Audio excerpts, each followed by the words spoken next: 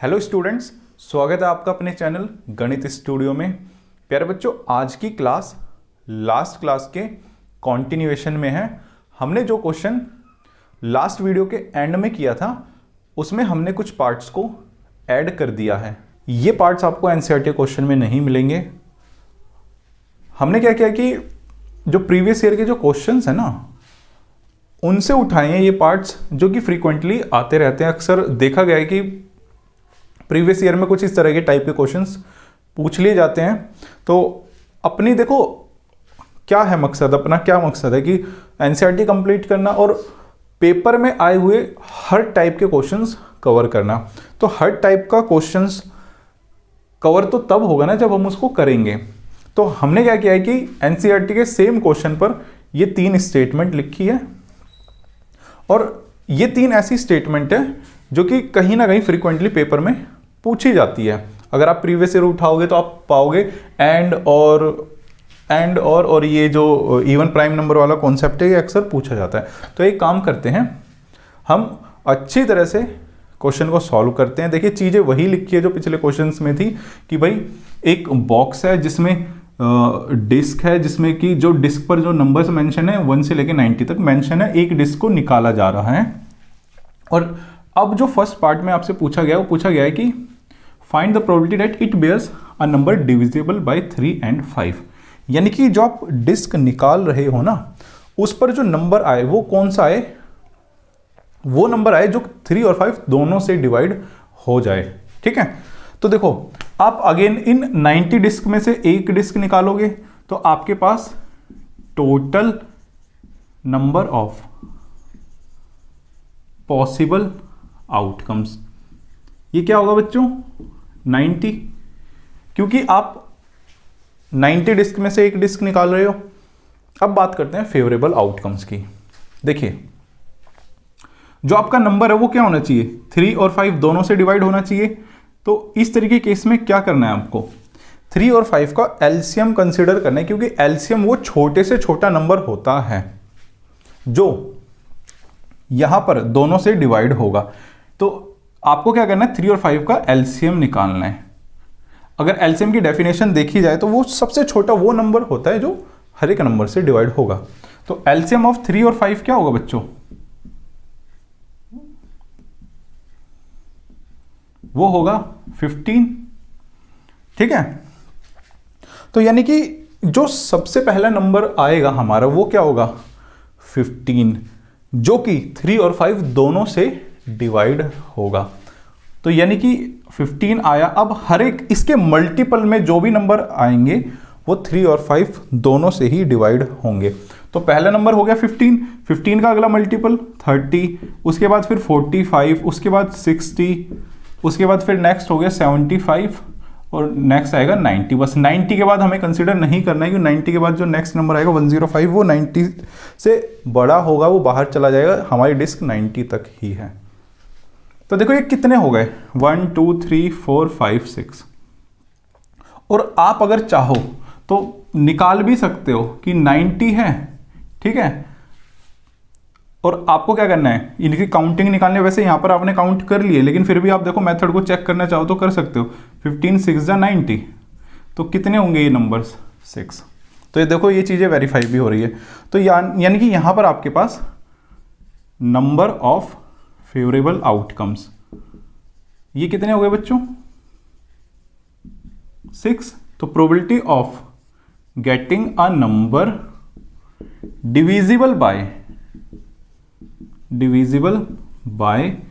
3 and 5 ये क्या होगा, number of favourable outcomes divided by total number of possible outcomes.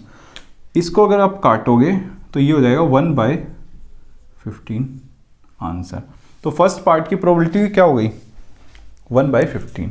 देखिए ये जो सेकंड पार्ट है इसमें एक्चुअली लिखा क्या है, अ नंबर डिविजिबल बाय 3 और 5। यानी कि जो आपको प्रोबेबिलिटी निकालनी है वो ऐसे नंबर की निकालनी है कि जो जब आप डिस्क निकालो ना, जो डिस्क पर जो नंबर आए वो या तो 3 से डिवाइड हो या फिर 5 से डिवाइड हो।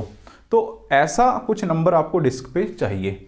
तो देखो इस तरह के क्वेश्चंस में करते क्या है, हम सबसे पहले देखेंगे कि कितने नंबर्स है जो कि 3 से डिवाइड हो सकते हैं। तो देखो आपके पास देखो 1 2 3 अप टू सोन कितने नंबर्स है 90 तक। अब आपको है ना सबसे पहले नंबर्स निकालने हैं डिविजिबल बाय 3। कौन कौन से होंगे? तो देखो अगर आप कायदे से देखो तो ये कौन कौन से नंबर होंगे 3 6 9 अप टू सोन। अगर देखा जाए तो ये 90 तक होंगे क्योंकि 93 से डिवाइड होता है। और एक्चुअली इनकी काउंटिंग कितनी होगी? मैंने क्या कहा था, लास्ट नंबर पिक करो और जिसके आपको निकालना है डिविजिबल उससे इसको डिवाइड कर दो। तो ये हो जाएगा आपका, जो भी क्वेश्चन आएगा वो आपको काउंटिंग देगा। तो डिविजिबल बाय 3 ये कितने एक्चुअली ऐसे नंबर्स है? ये है 30। ये चीज क्लियर। ऐसे ही डिविजिबल बाय 5 ये होंगे 18। और होंगे क्या ये 5 10 15 अप टू सोन 90 तक। तो देखो हमें क्या मिल गया कि हमारे पास 30 नंबर्स तो ऐसे हैं जो कि 3 से डिवाइड हो रहे हैं, और 18 नंबर्स ऐसे हैं जो कि 5 से डिवाइड हो रहे हैं। ठीक है, तो 3 और 5 से डिवाइड होने वाले कितने नंबर्स आ गए हमारे पास? ये आ गए 48। देखो अगर क्वेश्चन इतना ही होता ना तो बहुत ही आसान होता। अब एक छोटा सा ट्विस्ट है। हमने ये देखो क्या किया है यहां पर जब डिविजिबल बाय 3 और डिविजिबल बाय 5 लिखा है तो कुछ नंबर्स है ना यहां पर और यहां पर कॉमन जरूर होंगे। ठीक है, यहां पर कुछ ना कुछ नंबर्स कॉमन जरूर रहे होंगे, तो हमने उन नंबर्स को 2 बार काउंट कर लिया है। जैसे कि मैं आपको बताता हूं, देखो जैसे कि 15 30 45 60 75 90 ये जो नंबर्स हैं ना ये ऐसे नंबर्स हैं जिनको हमने यहां पर भी काउंट कर लिया, यानी कि इन 30 में भी काउंट कर लिया और इन 18 में भी काउंट कर लिया। तो अब सॉल्यूशन क्या है? जिस चीज की काउंटिंग 2 बार हो गई और होनी 1 बार थी, तो इस केस में क्या करना पड़ेगा? हमें सब्ट्रैक्शन करना पड़ेगा। क्या करना पड़ेगा अभी मैं आपको बताता हूं। देखो सबसे पहले तो आप वो नंबर्स है ना पता लगाओ कि कौन से नंबर्स और कितने ऐसे नंबर्स है जो यहां पर भी ऐड हो गए और यहां पर भी ऐड हो गए। देखो वो नंबर्स ऐसे नंबर्स हैं जो कि 3 और 5 दोनों से डिवाइड होने वाले नंबर्स हैं। और 3 और 5 दोनों से डिवाइड होने वाले कितने नंबर्स हैं? 6। तो आपको एक काम करना है, जो नंबर्स सिर्फ 1 बार ऐड होने थे 2 बार हो गए हैं, कितने हैं? 6 ना। इस 6 को माइनस कर दो तो आपके पास 42 ऐसे नंबर्स आ गए जो कि 3 से भी डिवाइड हो सकते हैं और 5 से भी डिवाइड हो सकते हैं। तो देखो मैं आपको बताता हूं हुआ क्या। जो सब्ट्रैक्शन वाला था 9 के बाद देखो कहीं ना कहीं इसमें 12 आएगा, फिर 15 आएगा, ऐसे ही 18 आएगा, उसके बाद 27 आएगा, उसके बाद फिर 30 आएगा। ऐसे ही यहां पर 5 10 ये देखो 15 आ गया, एक बार यहां पर काउंट हो गया, एक बार यहां पर। तो 15 को हमने 2 बार काउंट कर लिया था ना। ऐसे ही नेक्स्ट ये 30 है, यहां पर भी आगे चल के देखो मैं आपको थोड़ा सा एक्सप्लेन कर देता हूं। 20 25 और 30, ये 30 यहां पर भी काउंट हो गया, यहां पर भी काउंट हो गया। तो ऐसे कितने नंबर्स है? ऐसे वो नंबर्स है जो कि 3 और 5 दोनों से डिवाइड हो रहे हैं। और 3 और 5 दोनों से डिवाइड होने वाले कितने नंबर्स हैं? अभी हमने कैलकुलेट किया 6, इसीलिए हमने दोनों को ऐड किया। उसके बाद जितने भी नंबर्स कॉमन थे ना, जो यहां पर भी थे यहां पर भी थे, आने 1 बार थे, हमने 2 बार उनको कंसीडर कर लिया। तो 1 बार हमने माइनस कर दिया, तो हमारे पास एग्जैक्ट वो नंबर्स आ गए जो 3 और 5 दोनों से डिवाइड होंगे। तो यही होगा आपके पास नंबर ऑफ फेवरेबल आउटकम्स। तो आपके पास नंबर ऑफ फेवरेबल आउटकम्स कितने हो गए? ये 42। ठीक है, तो आपके पास probability of getting a number divisible by 3 और 5, ये क्या हो जाएगा? नंबर ऑफ फेवरेबल आउटकम्स, यानी कि 42। Divided by total number of possible outcomes, कितना हो गया 92 से इसको डिवाइड करो तो ये आ जाएगा बच्चों 21/45, फिर 3 से करोगे 3 7 जा 315, तो ये बच्चों सॉल्व कर कर आगे जो आपके पास आंसर आएगा 7/15। तो देखो ये तो था एक क्वेश्चन जिसमें है ना जो नंबर्स है कहां से शुरू हो रहे थे, देखो जो काउंटिंग है हमारी कहां से शुरू होती है, 1 से शुरू हो रही थी कि 1 से लेके 90 तक। बट एग्जामिनर है ना बहुत चालू होते हैं, वो क्या करेंगे अब आपको है ना नंबर्स 1 से देंगे ही नहीं, बीच में कहीं से दे देंगे, लाइक 10 to 90 दे देंगे, 11 to 60 दे देंगे, 13 to 57 दे देंगे। तो उस केस में क्या करोगे, तो ऐसे ही कुछ क्वेश्चंस पेपर में भी आते रहे हैं। तो मैं आपको एक काम करता हूं, इस टाइप का भी एक क्वेश्चन करा देता हूं। जो हम नेक्स्ट क्वेश्चन करने वाले हैं उसमें कुछ भी नहीं है, एक छोटा सा चेंज होगा कि ये जो काउंटिंग है ना नंबर्स की, 1 से शुरू ना होकर बीच में से कहीं से शुरू होगी। तो आइए इस टाइप के क्वेश्चन को भी अच्छे से सॉल्व कर लेते हैं। बच्चों जो हमने नेक्स्ट क्वेश्चन पिक किया है इसमें देखो एक छोटा सा ट्विस्ट है, थोड़ी सी कहीं ना कहीं प्रॉब्लम आती है बच्चों को। जो हमने क्वेश्चन पिक किया इसमें है ना जो नंबर्स है ना 1 2 3 ऐसे स्टार्ट ना होकर बीच में कहीं से स्टार्ट हो रहे हैं। तो बच्चों को एक्चुअल जो प्रॉब्लम आती है वो आती है कि इस तरह के केसेस में ऑड नंबर्स कैसे कैलकुलेट करें कि भाई यहाँ पर ऑड नंबर्स कितने होंगे, इवन नंबर्स कितने होंगे। कई बार तो अंदाजे से 50-50% वाला बच्चे आइडिया मारकर आ जाते हैं और कहीं ना कहीं छोटी मोटी गलती ज़रूर हो जाती है और आंसर पूरा पूरा गलत हो जाता है। तो हमें क्या बिल्कुल एक्यूरेसी से चलना है, एकदम सभी चीज़ों का सही जजमेंट लेकर चलना है। तो इस क्वेश्चन के लिए ना कहीं आपको थोड़ी बहुत एपी की बेसिक अंडरस्टैंडिंग होना बहुत ज़्यादा ज़रूरी है। हम आपको कोई फॉर्मूला नहीं बताएंगे, हम आपको एक ट्रिक बताएंगे कि जिसका यूज़ करके आप एपी के अंदर बता पाओगे किसी भी एपी में कि कितनी नंबर ऑफ टर्म्स होंगी अगर फर्स्ट टर्म और लास्ट टर्म हमारे पास दी हुई है। तो देखो जैसे कि मैंने आपको कहा कि एपी की कॉमन अंडरस्टैंडिंग होनी बहुत ज़्यादा ज़रूरी है। मैं मान लो एक एपी लेता हूँ बहुत ही छोटी सी कि भाई फर्स्ट टर्म मैं मान लो लेता हूँ 3 और कॉमन डिफरेंस भी ले लेता हूँ, मैं 3 ही ले लेता हूँ, 3 6 9 अप टू 7। मान लो ये एक एपी है और इसकी लास्ट टर्म है 99, ठीक है। अब अगर मुझे इस एपी में ये निकालना हो कि कितनी टर्म्स है तो मैं कैसे निकालूंगा। तो क्या मैं इस फॉर्मूले को अडॉप्ट कर सकता हूं कि जो nth टर्म होती है वो क्या होती है a plus n minus 1 into D. देखो अगर ये चीज मैं करूंगा तो कहीं ना कहीं थोड़ा सा टाइम कंज्यूमिंग होगा। अपने को क्या करना है कि थोड़ा सा टाइम भी बचाना है। तो मैं क्या करता हूं आपको एक बहुत ही अच्छी शॉर्ट ट्रिक बताता हूं कि जिसकी हेल्प से ना आप किसी भी एपी में number of terms easily calculate कर सकते हो। कैसे, देखो फॉर्मूला ये है। आपको क्या करना है, आपको करना है सबसे पहले लास्ट टर्म पकड़नी है। क्या करनी है, लास्ट टर्म। तो मैं लिख देता हूं लास्ट टर्म, ठीक है, माइनस फर्स्ट टर्म, ये करना है आपको फर्स्ट टर्म, डिवाइडेड बाय जो कॉमन डिफरेंस है, कॉमन डिफरेंस, और प्लस 1 कर देना है।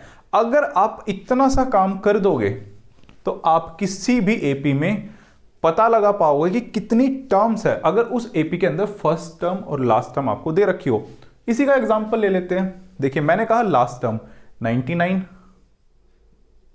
माइनस फर्स्ट टर्म यानी कि 3 डिवाइडेड बाय जितना कॉमन डिफरेंस है कितना है 3 का, प्लस 1 कर दो। देखो अगर आप इसको सॉल्व करोगे तो ये ऊपर हो जाएगा 96 डिवाइडेड बाय 3 प्लस 1।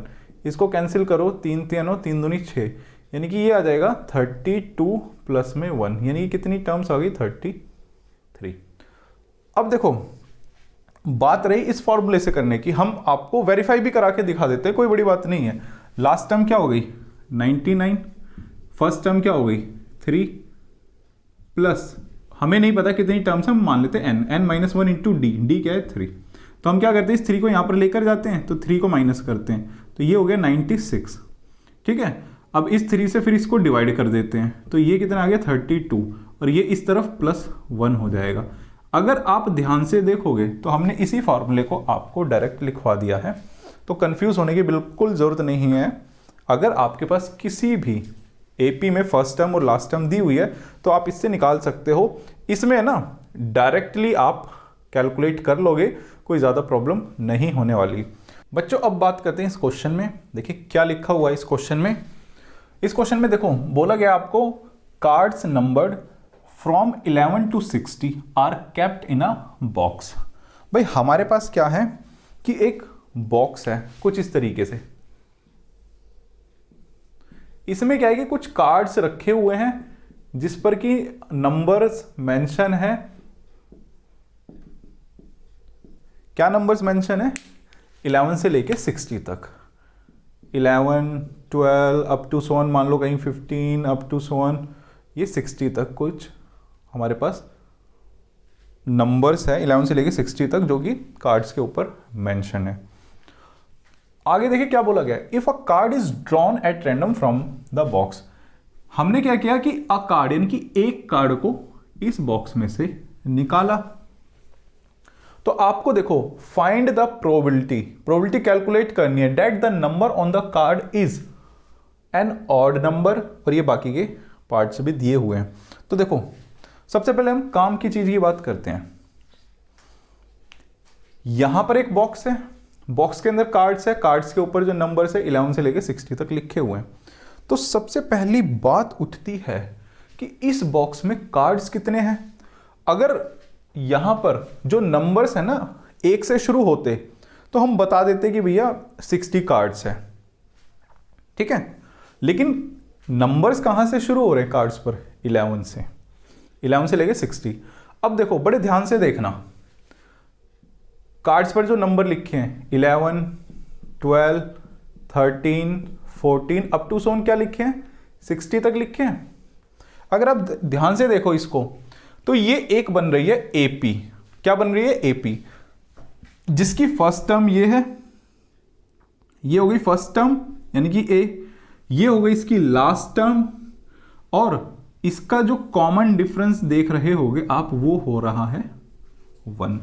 मैंने आपको बताया था कि जब भी किसी भी एपी के अंदर अगर नंबर ऑफ टर्म्स निकालनी हो तो कैसे निकालेंगे? लास्ट टर्म उठाएंगे माइनस फर्स्ट टर्म करेंगे डिवाइडेड बाय कॉमन डिफरेंस यानी कि 1 ही रहेगा, +1 कर देंगे उठा के। तो ये क्या आ जाएगा? 60 में से 11 माइनस होंगे तो ये बच्चों आपके पास आ जाएगा 49 डिवाइडेड बाय 1, कुछ फर्क नहीं पड़ेगा, +1, ये आ जाएगा 50। तो मुझे पता चल गया ये कितने नंबर्स है 50, और ये नंबर्स कार्ड्स पर लिखे हुए हैं। तो हमारे पास कितने कार्ड्स हो गए? 50। अब देखो हमारे पास ये तो पता चल गया है कि 50 कार्ड्स इस बॉक्स में है। तो जब हम एक कार्ड निकालेंगे तो इन्हीं 50 कार्ड्स में से कोई भी एक कार्ड आ सकता है। तो इसीलिए आपका total number of possible outcomes होगा बच्चों 50। बड़े ध्यान से सुनना, कई बच्चे यहां पर गलती कर जाते हैं। कुछ बच्चे क्या करते हैं 60 में से 11 माइनस कर देते हैं 49, तो टोटल कार्ड्स को 49 समझ लेते हैं। लेकिन नहीं, यहां सिर्फ एक नंबर का ही प्लस माइनस होता है और पूरा क्वेश्चन गलत हो जाता है। बड़े ध्यान से समझते हुए चलना ये क्वेश्चन।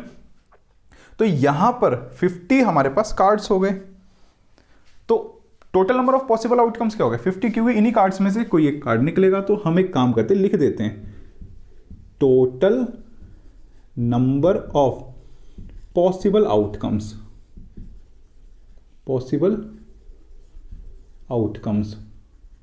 ये क्या हो गए? कितने हो गए? 50। अब देखो फर्स्ट पार्ट में क्या बोला गया है कि आपको प्रोबेबिलिटी कैलकुलेट करनी है। किसकी? कि जो आपका जो कार्ड निकले ना उस पर जो नंबर हो ना वो होना चाहिए ऑड नंबर। क्या होना चाहिए बच्चों? Odd number. देखो बच्चों जो आपका कार्ड निकलने वाला है ना उसके ऊपर ऑड नंबर होना चाहिए। अगर आप ऑड नंबर्स कैलकुलेट कर लेते हो तो आपको पता चल जाएगा कि हमारे पास नंबर ऑफ फेवरेबल आउटकम्स कितने होंगे। तो अब हमारा फोकस है नेक्स्ट ऑड नंबर्स को कैलकुलेट करने का कि कितने ऑड नंबर्स होंगे। अगर आप ध्यान से देखोगे तो देखो जो नंबर्स लिखे हुए 11 to 60 लिखे हुए हैं, जो पहला नंबर क्या होगा? ऑड 11, उसके बाद नेक्स्ट ऑड क्या होगा 13, उसके बाद नेक्स्ट ऑड क्या होगा 15, और उसके बाद ऐसे 60 तो इवन है, इससे जस्ट पहले ऑड होगा, तो वो क्या होगा ऑड नंबर 59। अब देखो ये एक एपी बन रही है जिसकी ये हो गई फर्स्ट टर्म, ये हो गई लास्ट टर्म, और इसका कॉमन डिफरेंस क्या हो गया 2। तो मैंने आपको बताया था कि नंबर ऑफ टर्म्स कैसे निकालेंगे, यानी कि कितने ऑड नंबर्स है हमारे पास, हमें सिर्फ यही कैलकुलेट करना है ना काउंटिंग निकालने के लिए, यानी कि नंबर ऑफ टर्म्स निकालने के लिए मैंने अभी जस्ट आपको बताया। लगा दो भाई, फर्स्ट टर्म यानी कि 59 minus last term divided by जितना कॉमन डिफरेंस है 2 प्लस 1। अगर आप इसको सॉल्व करोगे तो ये आएगा बच्चों 48 डिवाइडेड बाय 2 प्लस में 1, तो ये आ जाएगा, ये तो कट पिट के आ जाएगा 24 प्लस में 1 यानी कि 25। तो हमारे पास जो है ना ऑड नंबर्स कितने होंगे 25 ऑड नंबर्स होंगे, तो यही होगा आपका नंबर ऑफ फेवरेबल आउटकम्स। तो आप चाहे तो यहां पर लिख भी दो नंबर ऑफ फेवरेबल आउटकम्स, ये होंगे 25। तो आपके पास probability of getting an odd number, ये क्या आ गई बच्चों नंबर ऑफ फेवरेबल आउटकम्स कितने divided by total number of possible outcomes, इसको सॉल्व करोगे तो 1/2। अगर आपने अच्छी तरह से किया है तो आप कमेंट में एक क्वेश्चन का आंसर देना। अगर यहां पर ऑड नंबर को रिप्लेस करके अगर इवन नंबर दे दिया जाए तो आप ये खुद कैलकुलेट करना और कमेंट में जरूर बताना कि आंसर क्या आएगा। मैं आपके लिए एक असाइनमेंट असाइन कर देता हूं कि इवन नंबर आएगा कार्ड पर, इसकी प्रोबेबिलिटी क्या होगी। देखो ये होता है फर्स्ट पार्ट कंप्लीट। अब बढ़ते हैं नेक्स्ट पार्ट की तरफ। नेक्स्ट पार्ट में देखो क्या बोला गया है, find the probability that the number on the card. Card पर देखो इस बार जो नंबर आए ना वो आना चाहिए परफेक्ट स्क्वायर। इसकी आपको प्रोबेबिलिटी कैलकुलेट करनी है। देखिए जो परफेक्ट स्क्वायर नंबर्स होते हैं वो क्या होते हैं, अगर आप ध्यान से देखोगे तो 1, 4, 9, 16, 25 और ऐसे ही चलते रहते हैं। लास्ट नंबर है हमारा 60, तो 60 या 60 से पीछे के हमें लेने हैं। 60 परफेक्ट स्क्वायर होता नहीं है, 60 से पीछे, 60 से छोटा परफेक्ट स्क्वायर क्या होगा, देखो 60 के इस तरफ होगा 64, तो 64 क्या होगा 8 का स्क्वायर, तो इससे छोटा क्या होगा 7 का स्क्वायर, 7 का स्क्वायर क्या होगा 49। तो ये एक्चुअली होता क्या 1 का स्क्वायर, 2 का square up to so on, ये कहां तक आ जाएगा 7 का स्क्वायर।